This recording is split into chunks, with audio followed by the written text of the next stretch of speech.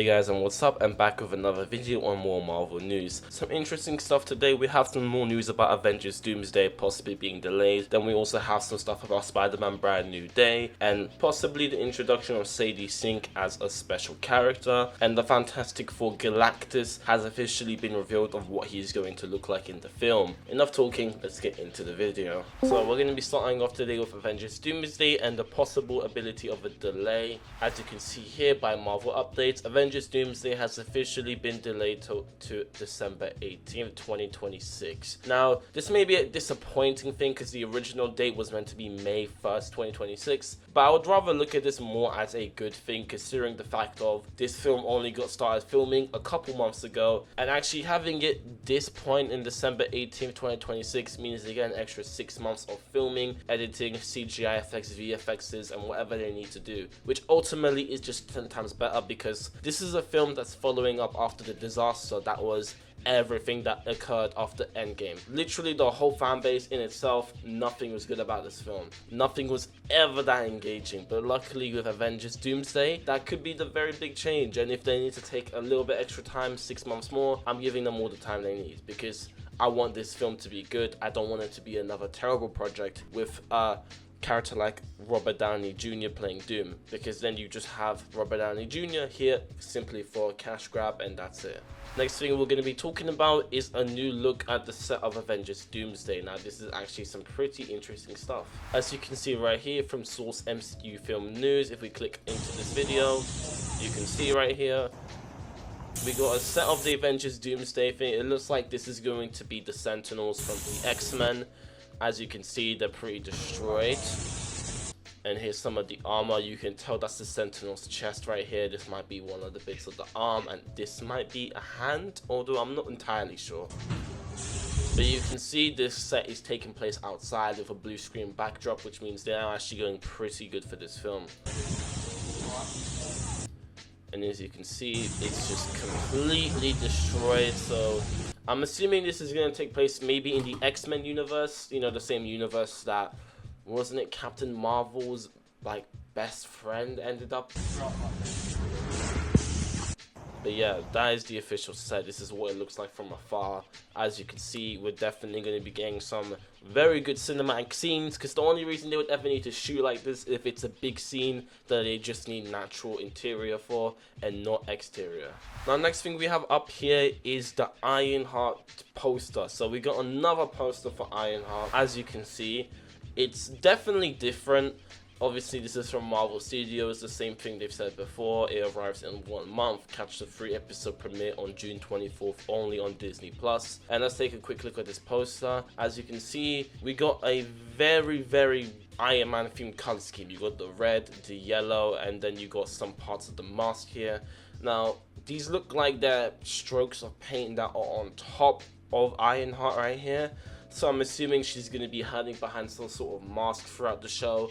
And with the color scheme, obviously, I hope they're going to relate this back to Robert Downey Jr. or Tony Stark. Because the whole reason for this character basically existing is literally because she took inspiration from Iron Man. And they never really went on cover that much in Wakanda. Like, you never really hear her say, oh, I want to be like Iron Man, which you think you would have if you're taking an inspirational character. I don't know, maybe this is meant to be a woke type of Marvel television series, although I never really had high hopes on Marvel television at all. And as I said before, the 3-episode premiere is extremely throwing me off. I just don't like the idea of this series being 6 episodes long and just us having to deal with a 3-episode premiere, meaning they will literally be airing the show for 3 weeks only. Now, that might be because Fantastic Four drops on July 25th, and they might want to get the show out of the way before Fantastic Four drops, but even so, why would you do that? They're not at all connected in any way, so yeah, I don't know what's gonna happen with the show. Do I have high hopes?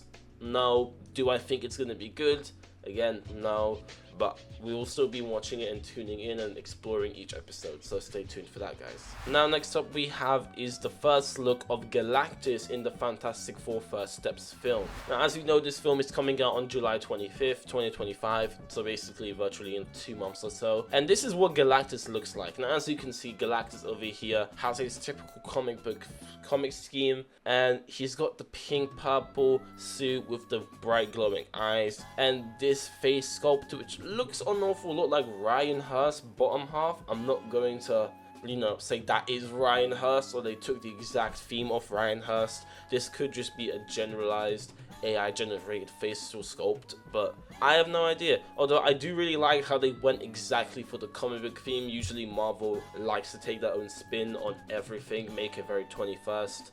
Like, for example, with the whole, you know, Avengers suits, they weren't comic book accurate, apart from Thor.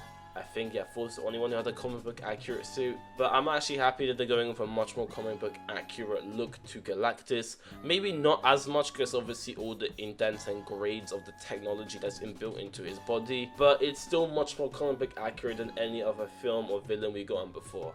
And of course, this film is coming out in July 25th, 2025. Now, because of the Thunderbolts film, we know that this guy ends up either annihilating Earth or something happens and they have to leave behind. But we know this is going to be the main person around there. And now having a general look of what he looks like, we can kind of understand where the film is going to go on with this. You can see he looks menacing and scary, so that's probably where we're going to have this character centralized around. Now, this piece of Marvel news is not confirmed. This is very skeptical, but we don't know much about this. We got up here from MCU source: after Avengers Secret Wars, film to release is currently considered to be Black Panther 3, which its target release is to be in February 2028.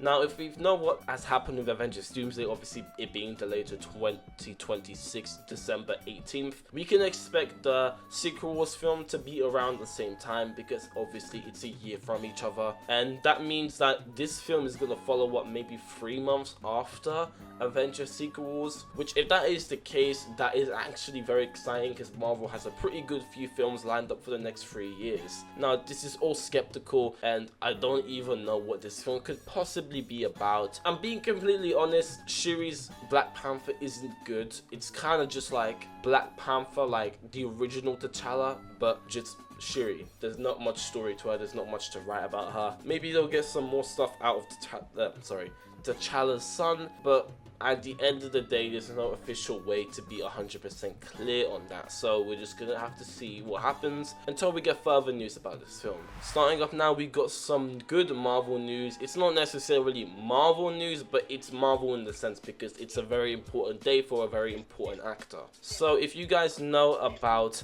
Alfred Molina, he's basically the actor for the Octopus, if that wasn't obvious by the picture already, and it is his 72nd birthday today, so a massive happy birthday to Alfred Molina, and I hope you have a great day. This is a very well deserved actor, and I think we can give him a little clap. Obviously there's not many people in this world who make it to this age, so it's very happy to see one of the most beloved Spider-Man villains, or even most beloved Spider-Man villains ever, in my opinion, because I like this villain way more than any other ones like Green Goblin or Venom or Sandman. This is just my favorite, along with Spider-Man 2. So yeah, a massive happy birthday to Alfred Molina. Hope you're having a great day and enjoy the rest of your birthday, for however long that is. I think this post came out 6:42 a.m. yeah, so it's been like nearly the whole day at this point, but still, happy birthday to you, man. Okay, and the last bit of Marvel news today is pretty big. Now let's get into it. So, Sadie Sink on rumors about her character in Spider-Man Brand New Day. They've been really cool to read. I love the Marvel Universe. I mean, they are awesome rumors. Now, most people think, in my personal opinion, I think she's gonna play Mary Jane. I've heard some rumors about her being played by Mayday, which, if you don't know who that is Peter and Mary Jane's daughter. I literally deserve to be executed for that one.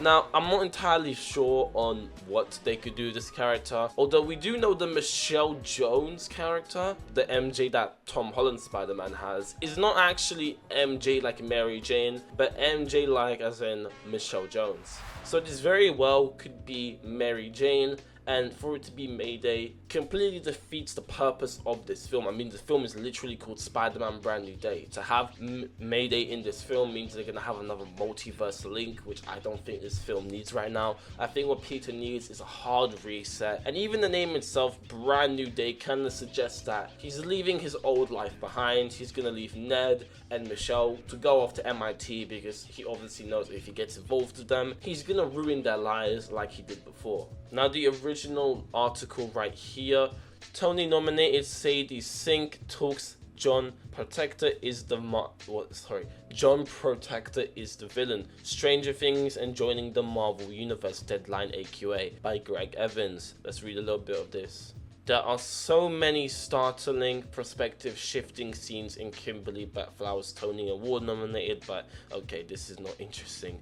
Talk about where she could be in Spider-Man, let's see. In this conversation, Sadie Sink talks about 2 scenes, Stranger Things and possible Easter eggs in Broadway's Stranger Things, The First Shadow and Spider-Man Brand New Day. So it is confirmed that she has talked about this film, and you know, she's never appeared in a Marvel project before, so it's pretty likely that we're going to get a Mary Jane. And to have an actor who looks like MJ instead of what we got with Zendaya, I'm not trying to hate on Zendaya, I just think we could have gotten a more accurate or comic book accurate Spider-Man love interest, and this could potentially be it. Now, if you guys think this could not happen, or we're not gonna get Mary Jane as a potential love interest, you also gotta remember that before Michelle Jones, there was Liz, and she's actually been in the comic books as being, well, I think what's his name?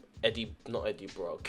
Flash Thompson's girlfriend, basically. We definitely know that we are gonna get multiple love interests as Spider-Man's story continues, and Tom Holland is one of the first actors for Spider-Man to get more than 3 films ever, so they're definitely gonna be exploring more relationships with his character, and Sadie Sink being Mary Jane is the most likely output to me. I could be wrong, she could be playing Mayday, but right now it just looks more accurate to be Mary Jane.